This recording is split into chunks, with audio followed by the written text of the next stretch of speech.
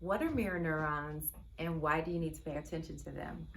Mirror neurons are a part of your brain that help to upload or soak up information. You can take a human being from any era in the world and you can take them from one place and put them in another, and they'll start to pick up the sounds of the environment, the mannerisms, the behavior of the environment. So it's part of our learning system.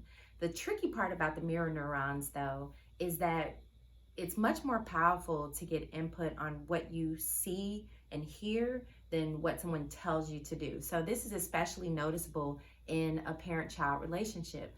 Your children will pick up on things from the environment, and they may pick up on sounds and behaviors from the environment and reflect them back to you without you realizing it. So I use myself as an example.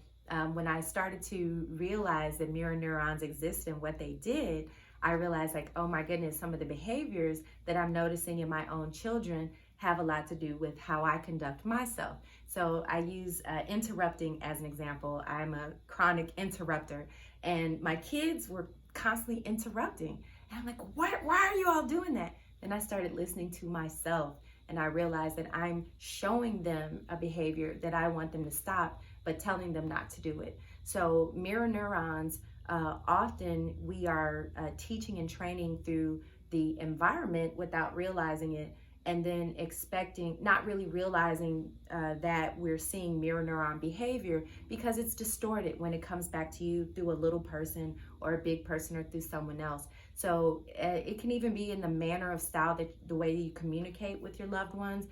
If you grew up in a household where people are sharp-tongued or say things to each other in sort of a mean or sarcastic way, you may find yourself mirroring that behavior without even realizing it. So your mirror neurons are really powerful to affect your behavior, especially when you're in emotional intensity.